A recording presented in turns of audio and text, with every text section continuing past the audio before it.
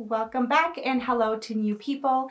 My name is Yasmin Robles, and in today's episode we are going to be trying to go through the website design process in as little time as possible. My goal is 5 minutes. We'll see how I do. So before I jump in, again, my name is Yasmin Robles. I own Robles Designs, and I will have a freebie linked below and you can find out more about me there. The very first thing that you want to keep in mind that you must do when you are creating your website is to set up goals to plan out the website build in phases. Research the heck out of the platforms that are out there that will get you to those goals. Let's break those down. The goals that you have to create are basically what you want to achieve with this website, and really there should be only a couple of goals that will support your marketing. So whether that is more email signups, more sales on products, those are goals for your website, and so you need to write those down. You need to write down the pages that you want for your website and what each page's goal will be as well. Each page has its own goal, and then you want to just research what platforms will help get you there. So if you do have an e-commerce website in mind,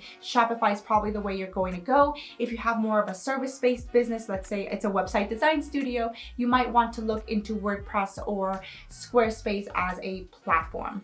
You want to make sure you have a clear idea of all of the add-ons that you're going to need, all that extra cash that you're going to need every single month. So if you're on Shopify, you're probably going to need to allocate about $10 to $50 extra per month in addition to the hosting in order to achieve what you want to achieve. The next thing you're going to want to do, and if you are a beginner, you're going to want to do this while you're doing the research, is wireframing. And while you're doing your research, let's say you're looking at Squarespace sites and you got a list of Squarespace sites of people who have built them and without any code, and they just used what is available on the Squarespace platform.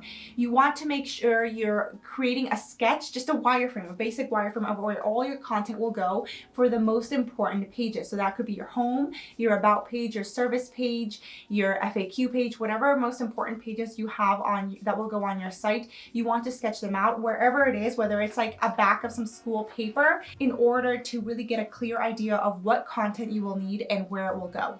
You'll then want to start the build out phase, and depending on how much time you have, it might take a while, it might take less time, but you want to allocate, I would say, at least an hour per day for the build out of your website, and make sure you schedule this in if you're doing it yourself.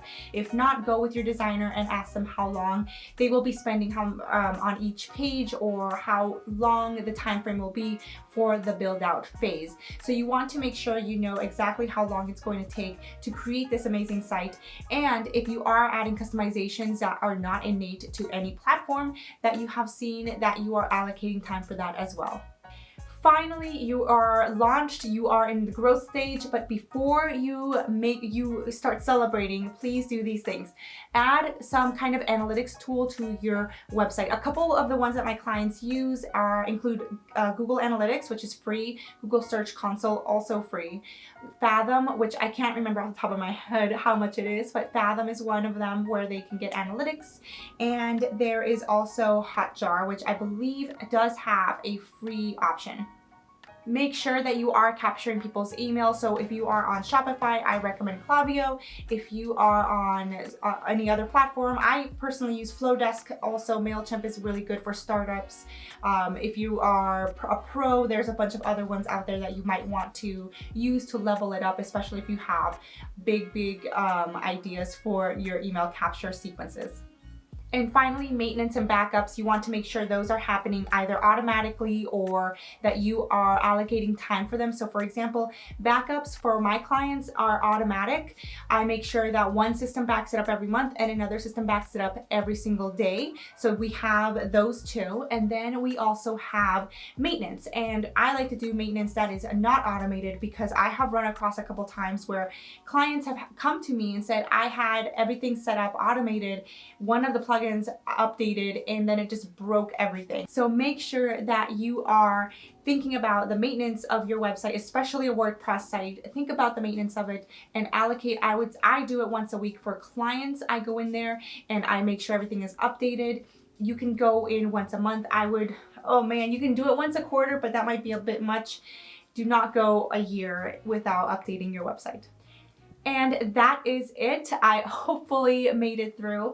Make sure to leave any comments or questions down below, or message me on Instagram at Robles Design Studio, and I can get your questions answered. If you are looking for a free website review, make sure to check the links in the description, and you can download the freebie roblesdesigns.com/checklist. That is it. I look forward to seeing you in the next episode.